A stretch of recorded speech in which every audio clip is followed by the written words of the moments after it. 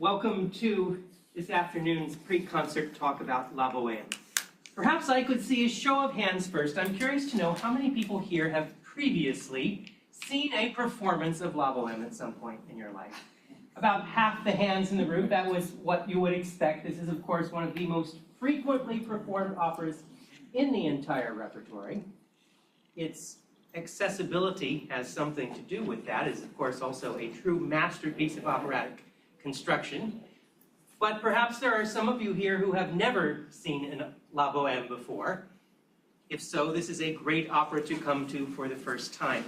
So what I want to do today, with the half hour or so that we'll spend together, is given how familiar of an opera this is to many of us, I want to start, though, by trying to defamiliarize it a bit, to get us thinking about some different perspectives on this opera that you might not typically consider.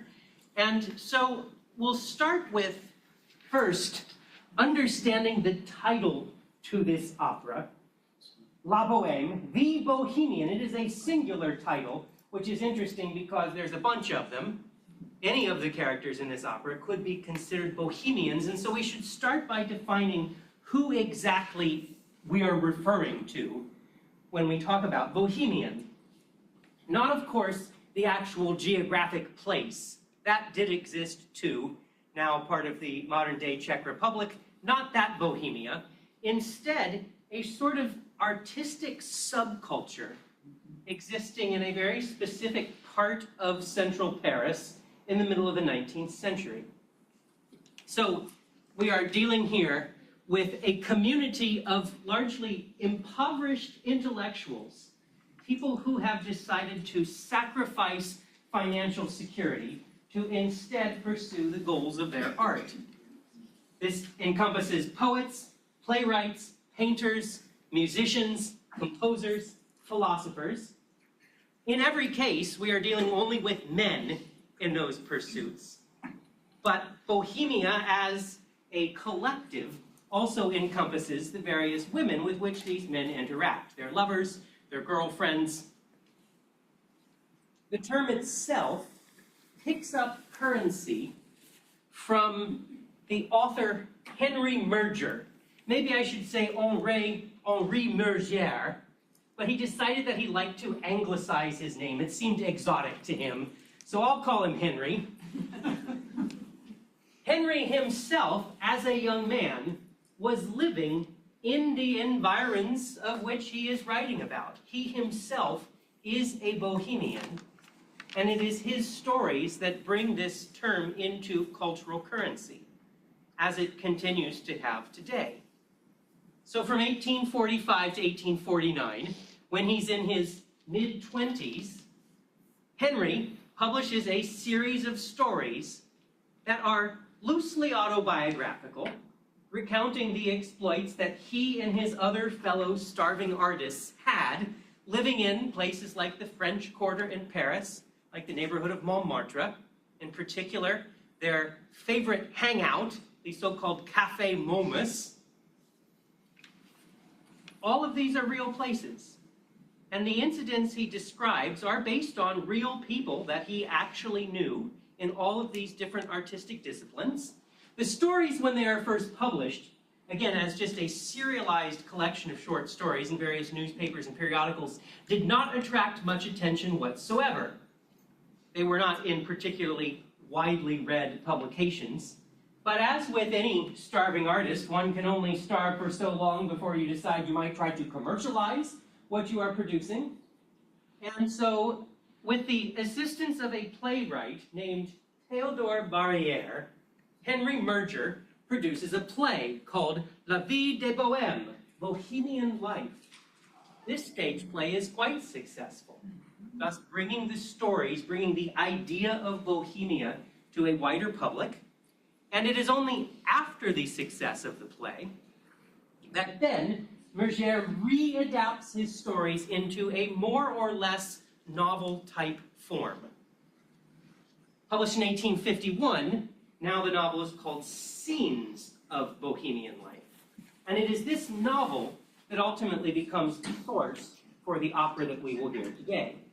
Again, it is not a true novel because it is a loose collection of stories. Protagonists variously drop in and out of the narrative, sometimes reappearing, sometimes not. Mercier authored some additional preparatory material.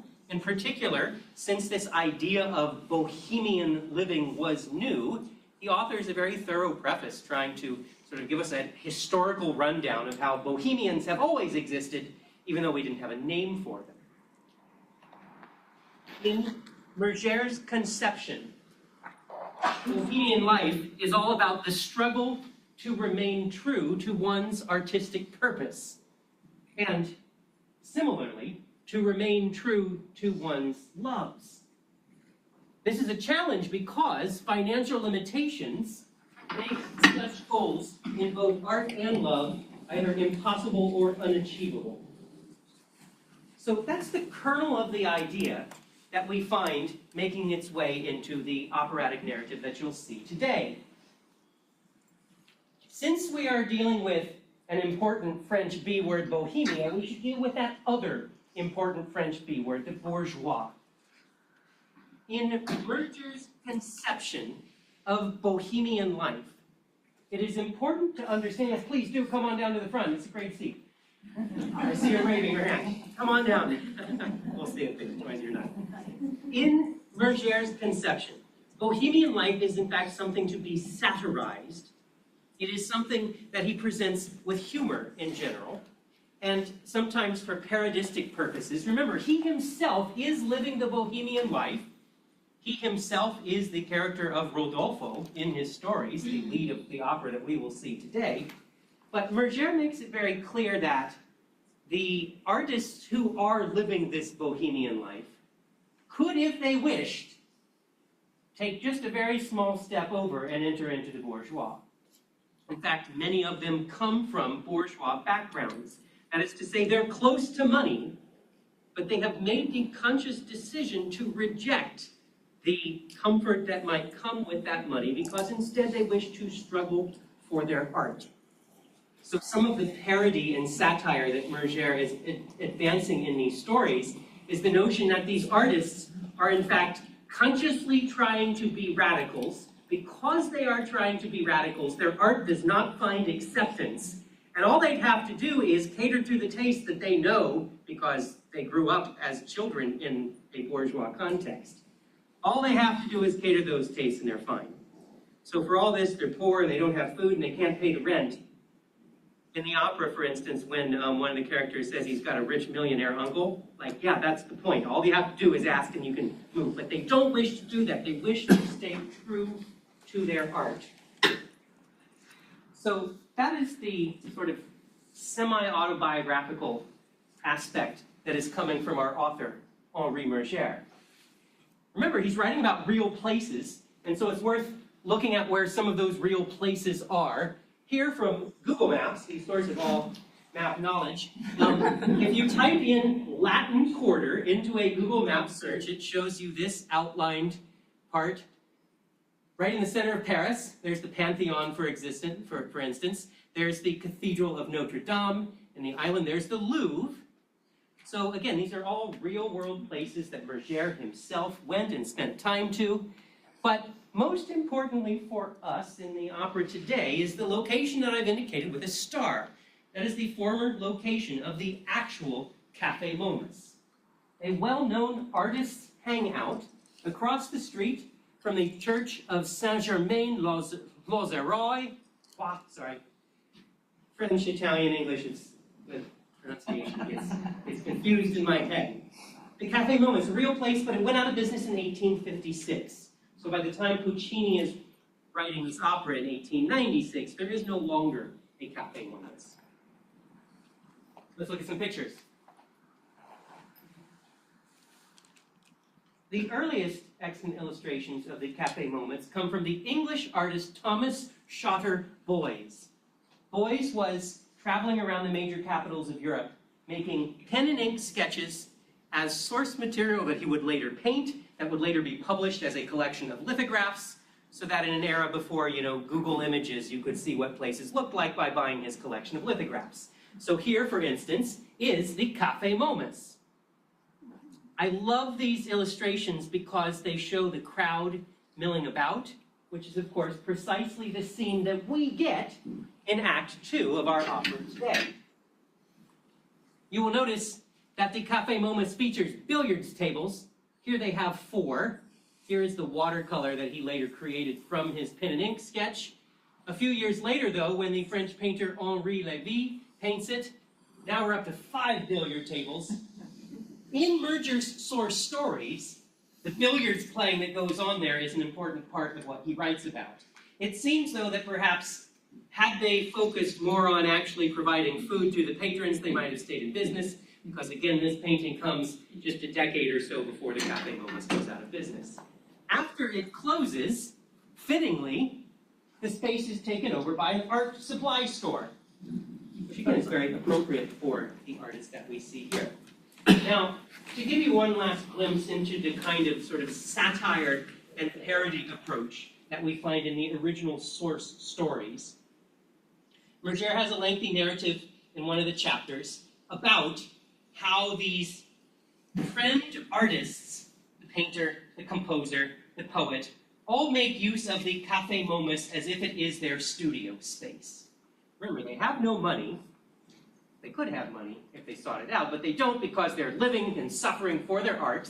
Therefore, since they have no money, they cannot afford to rent studio spaces. They do not live in apartments that are big enough to afford them studio space. And so instead, they do all their business at the Café Momus, much to the displeasure of the proprietor of the cafe. They show up with music students in tow, they take over the piano and teach their voice lessons right there. The artist shows up with nude models in tow to paint his canvases right there. The patrons are not happy about this at all. So that gives you sort of a glimpse of the tone of the stories. That's Merger's approach.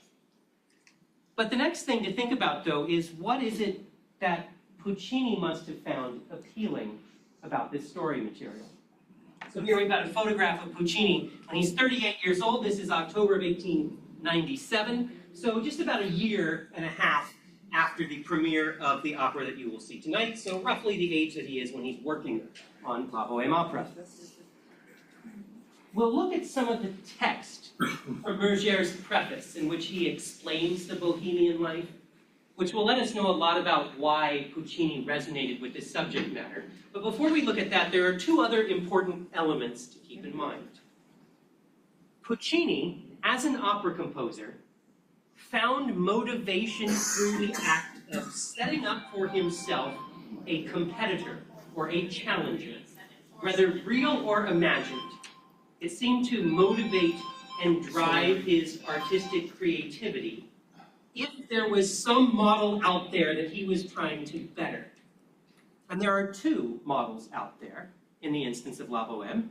If you joined me online or watched a playback of my first talk, I spent a considerable amount of time looking at Leoncavallo's opera called La Bohème. At the same time that Puccini is adapting this source material, his colleague and rival, Leoncavallo, is also writing a La Bohème opera. So there is a direct competition there. Leoncavallo stuck much more true to plot material that comes from the Merger stories than Puccini did. Puccini's librettists took just sort of the kernel of the idea and then largely invented the plot wholesale. But there's another important rivalry that Puccini has constructed for himself. Let me describe for you an important character in the La Bohème plot that we shall see. The character of Mimi, our female lead. We know from her first appearance on stage that she is ill. We know that she is in love with our male lead, but their relationship is a tumultuous one. We know that ultimately at the end of the opera, she will perish from her illness, and her very sad death scene is the core of where we're headed. If you were here 2 seasons ago, you would have seen Verdi's La Traviata, which also features a female lead who is ill from the beginning of the opera, who is in a relationship with a man that is tumultuous, who ultimately dies at the end of the opera. With Mimi, Puccini is trying to out-Violetta Verdi. And although this is sort of hinted at in the novel source, the play that was not the adapted source, it was still in copyright. The novel was in public domain.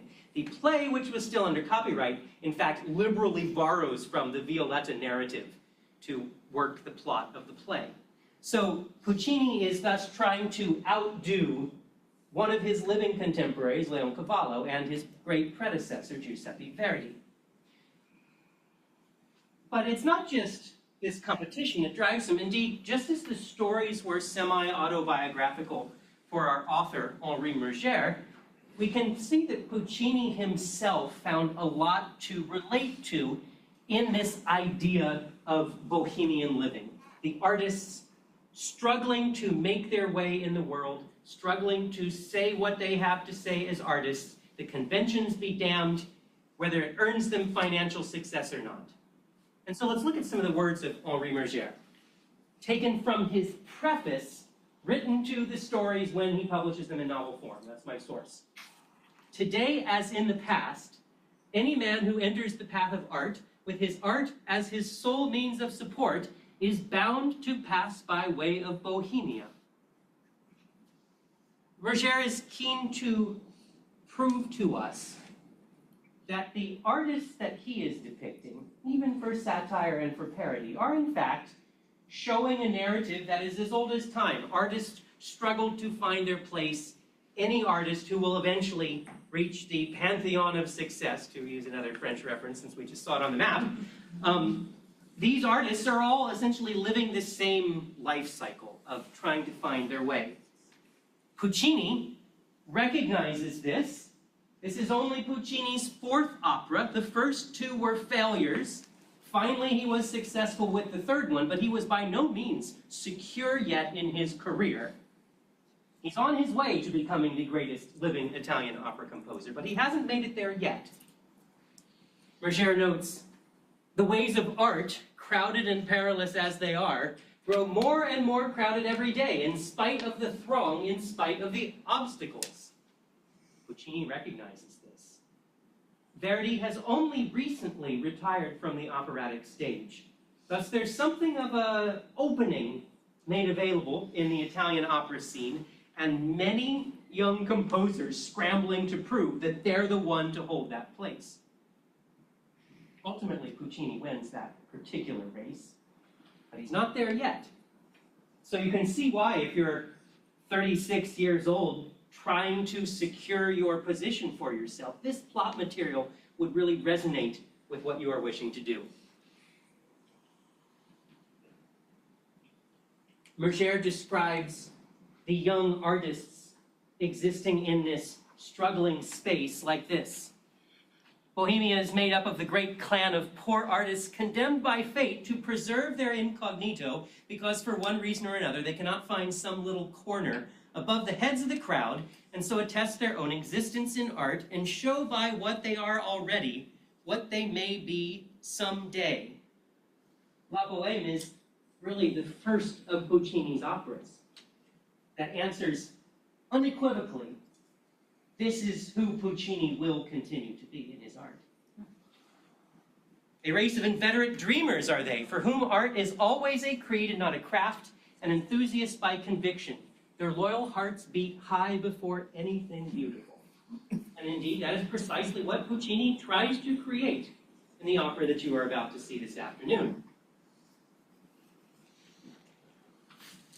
Our particular plot is thanks in large part to the contributions of Puccini's librettists, Luigi Illica and Giuseppe Giacosa. Illica and Giacosa worked together, writing variously, sort of taking turns on who's providing which section, who's generating the idea, who's turning the idea from a prose narrative into the words that actually can get sung. This is how their partnership works. Puccini was a difficult taskmaster as a composer. Puccini's publisher, Ricordi, is reported to have said that the collaborators together produced enough content for 10 whole operas. That's how much was rejected. including an entire perfectly written act. An act, by the way, that is part of the plot of Leoncavallo's La Bohème, that when Puccini found about it, out the window it went. So just imagine the challenge of being these gentlemen, writing, slaving away, producing content, only for Puccini to reject it. There's nothing more bohemian than that, is there? And here's great art, but we're going to throw it out the window for something even better, even if it slows down our progress. Ultimately, the work is ready for premiere in the city of Turin on the 1st of February, 1896.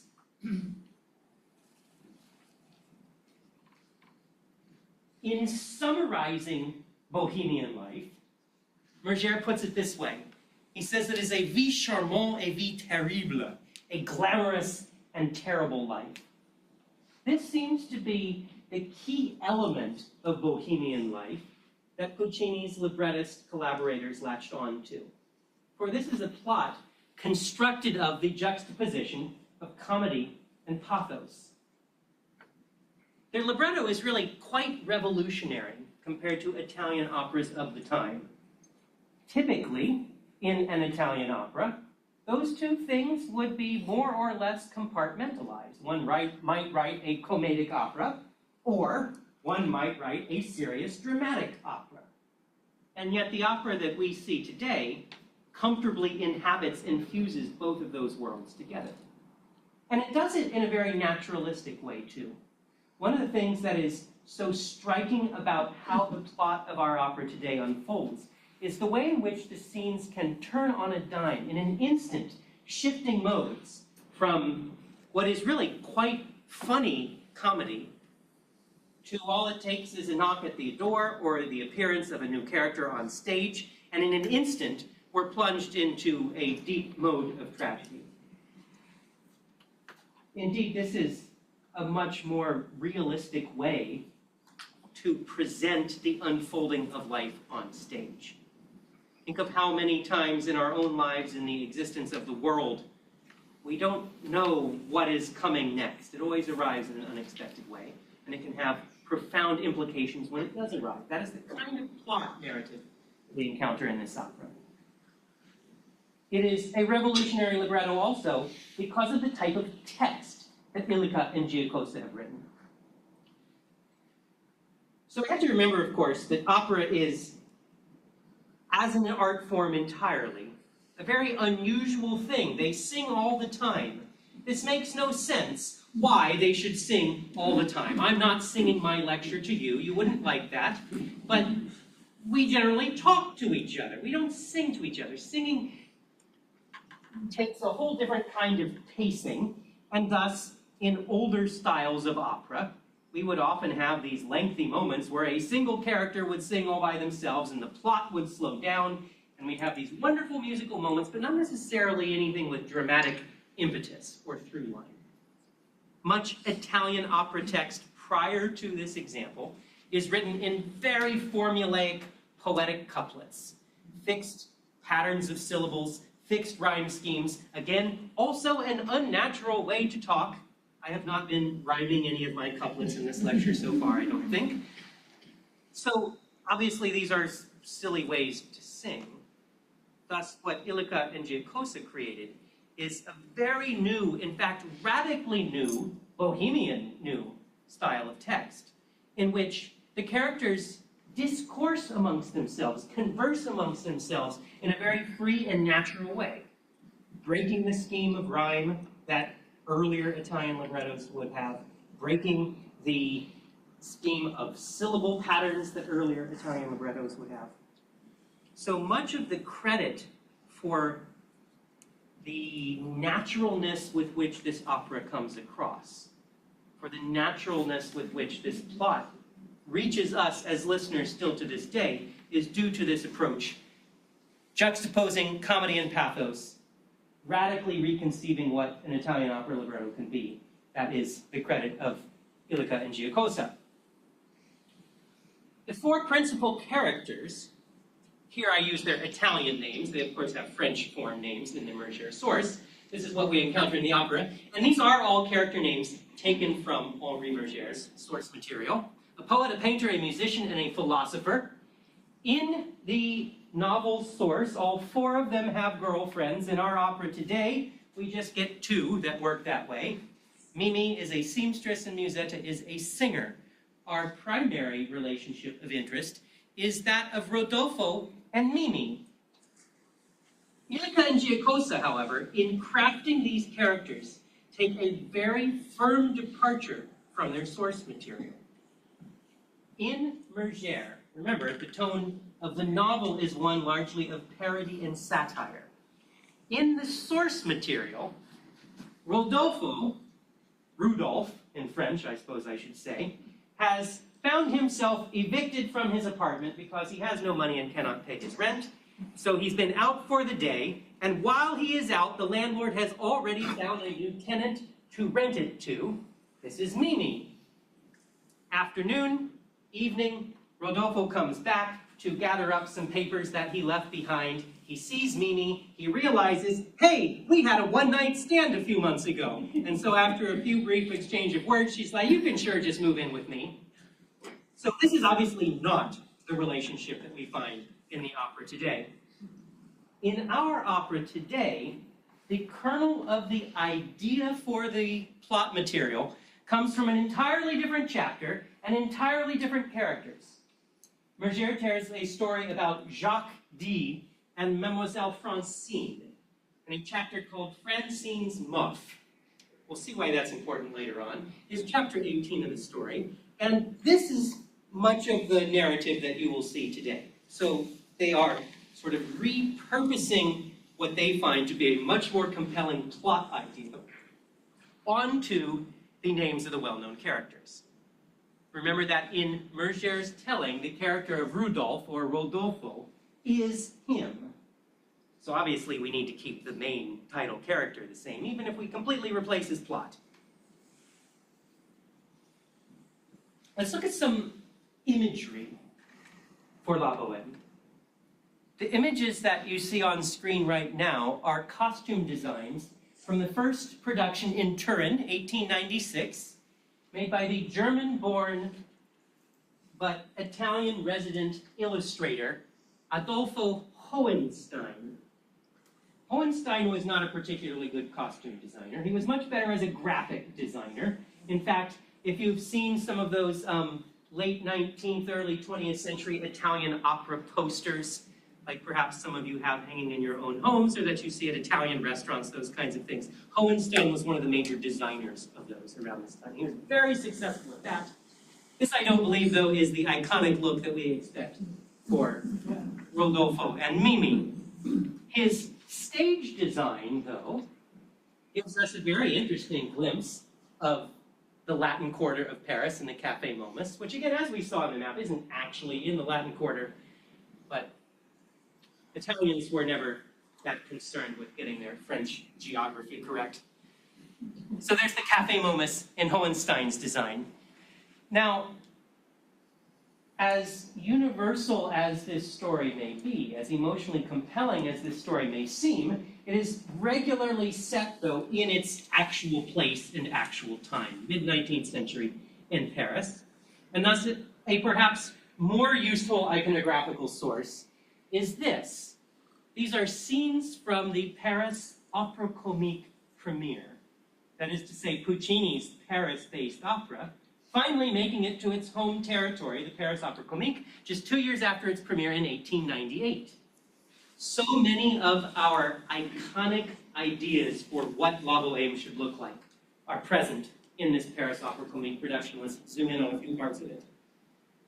The artist's garret, that space underneath the roof in an apartment building, a space not meant to actually be an apartment, but given that these Bohemian artists have no money, the kind of space that they can afford to rent. Even with the skylight there, which indeed we shall see on our stage recreated today.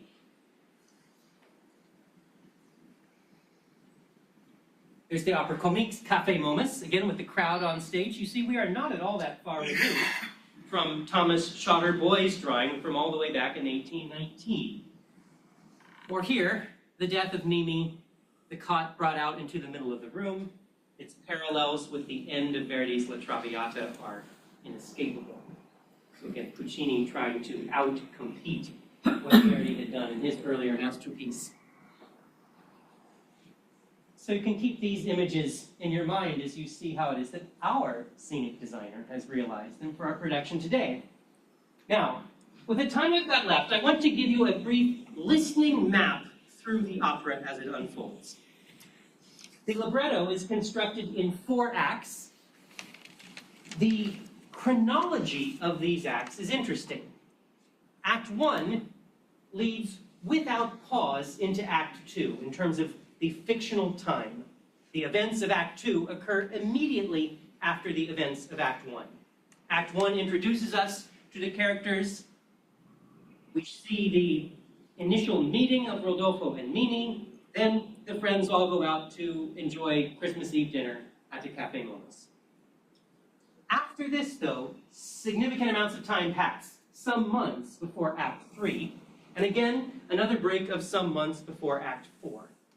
So we have a continuous sweep of time, and then 2 sort of episodic follow-ups to that plot.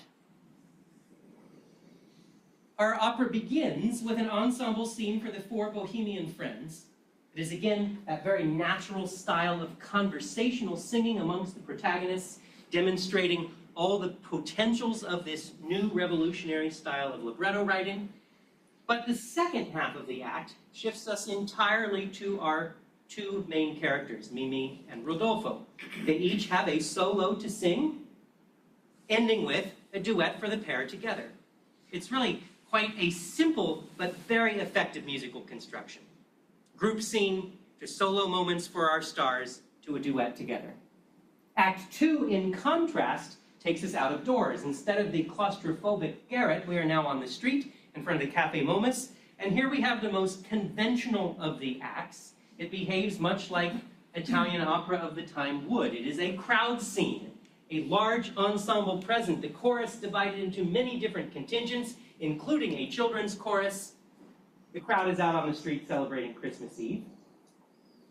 Our second lead female role has not made her appearance yet. It is reserved until Act 2, and recognizing that if we're going to tell our second soprano to sit backstage for an act, you better give her something special.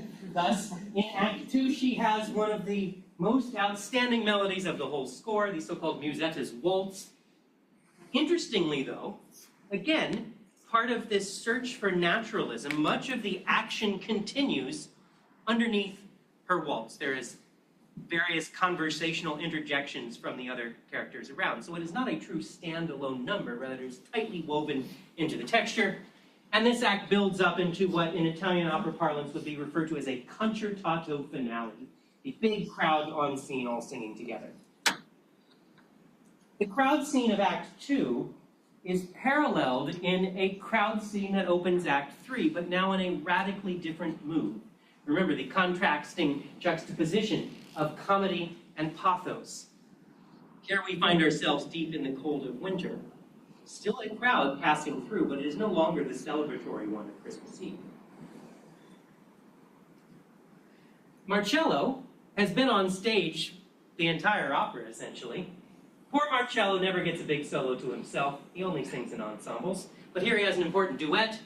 In case you were wondering if Mimi is really the star soprano, you notice that she gets another big solo in Act 3. Like Act 2, Act 3 also ends with ensemble singing. Here it starts as a love duet for Rodolfo and Mimi, but then it grows into a quartet as Marcello and Musetta argue at the same time. So he's sort of keeping up the idea of centering the action around groups of people singing together. Act 4 brings us right back to where we were at the beginning. And even the same mood, the comedic mood of the 4 Bohemian friends and their banter as they play all kinds of word games and real games and argue about their impoverished state and so forth. So we are meant to find ourselves back in the same mood as the opening of the opera. But of course, the unfolding is quite different. Marcello, again, singing in ensemble, not as a solo. The one male character who's sort of been left out the most is Colleen, and he gets a very teeny tiny aria singing about his coat. He loves his coat, but he has to pawn it because they need money to pay for Mimi's medical care. So he sings an aria about his coat. And then, of course, at the end, yet again, another duet. Notice that each of the acts is anchored at the end by the duet for our two principal characters. So for all of the emotionality of the plot, for all of the ingenuity of the way the opera is written, at its core, though, Puccini is able to make all of this work because he has erected such a firmly logical structure underpinning the whole thing. So one brief final thought. This is an opera about artists. Puccini is an aspiring artist. Puccini's librettist collaborators are aspiring artists. And unsurprisingly, these artists have a lot to say about what they hope to accomplish through their art. Almost any time they have such a pronouncement to make, it is fair to consider if it might not in fact be a true belief held by Puccini or his collaborators. For instance, Rodolfo pronounces in Act 1 that brevity is a great virtue. Puccini surely believed this. This is in fact quite an efficient opera. Puccini accomplishes everything he needs to do in no more than an hour and 45 minutes worth of music. When you add in the intermissions, it takes longer than that. But it is an incredibly tightly conceived structure. You can see how that map I had on the previous slide is so important to enable him to get us through so efficiently. It is a great operatic masterpiece. I thank you for choosing to come and let me talk to you about it for a time. I hope you enjoy the performance this afternoon. Thank you very much. Thank you.